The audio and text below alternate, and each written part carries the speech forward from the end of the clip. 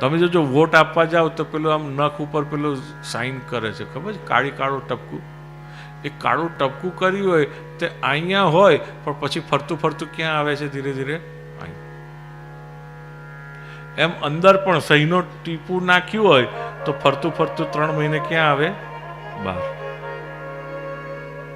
કારણ શરીરની પ્રક્રિયા જે છે એનો નિયમ છે, દર 3 મહિને ઓટોમેટિક રિન્યુ થાય, નવું બને.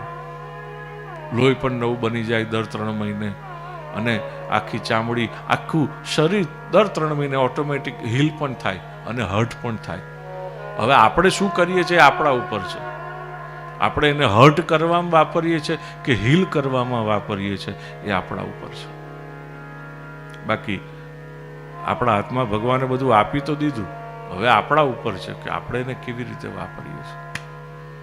પેલું નથી કહેતા કે એક સ્કૂલ હતી, એમાં એક પ્રિન્સિપાલે એક શિક્ષકને કહ્યું કે આ વર્ગમાં જે બધા છોકરાઓ છે તે બધા જ એકદમ આમ તારા જેવા છે, સ્ટાર, હોશિયાર. પછી બીજા એક વર્ગમાં બધા છોકરાઓને સોંપતા શું કહ્યું પ્રિન્સિપાલે કે આ વર્ગમાં જેટલા છોકરા છે ને બધા ડફોડ છે. પછી મહિનાના અંતે, 6 મહિનાના અંતે તપાસ કર્યું તો જે છોકરાઓને ડફોડ કયા હતા, શિક્ષક તો એક સરખા જ હતા, શિક્ષક એક જ હતા, પણ કહ્યું હતું કે આ વર્ગમાં બી ક્લાસમાં બધા બેઠા છે ડફોડ, એમાં બેઠા છે બધા હોશિયાર. તો એ 6 મહિના પછી એનું પરિણામ કેવું આવ્યું? જે કયા હતા સ્ટાર છે એનું પરિણામ સ્ટાર આવ્યું, અને જે કયા હતા ડફોડ છે એનું પરિણામ મીંડું આવ્યું, ઈંડું. પછી ફરી પાછા 6 મહિને બદલી નાખ્યા, પણ પેલા શિક્ષકને કહેતા નથી કે બદલી નાખ્યા છે, પણ ખાલી એટલું કહે છે, હોશિયારની જગ્યાએ ડફોડ મૂકી દીધા અને કીધું કે આ બધા હોશિયાર છે. અને પેલા જે હોશિયાર હતા એને ડફોડના એમાં મૂકી દીધા, અને એ અધ્યાપકને કહ્યું નહીં કે આ બદલાઈ ગયું છે, પણ એને એટલું કહ્યું કે આ કેવા છે? બધા ડફોડ.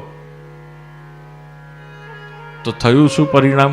બીજા 6 મહિનાના અંતે જે હોશિયાર હતા ડફોડ થઈ ગયા, અને ડફોડ હતા તે હોશિયાર.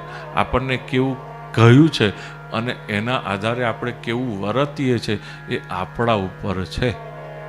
ભગવાને તો બધું બહુ સિમ્પલ, સરળ આખું વિશ્વ આપી દીધું. આપણે બોલી અને કોઈને નાલાયક બનાવીએ છીએ, તો કોઈને નમક હલાલ, તો કોઈને નમક હરામ.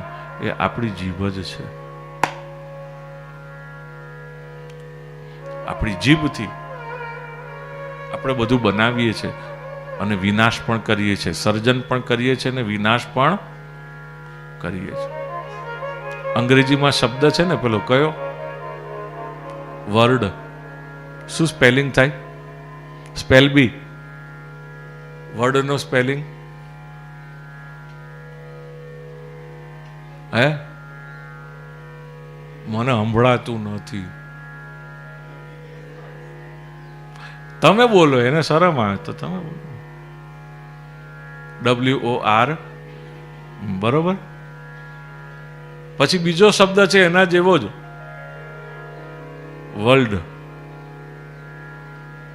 તો એમાં ફરક શું આ બેમાં? L, and that L stands for what? Language. Because language બને છે શેનાથી? આપણા શબ્દોથી.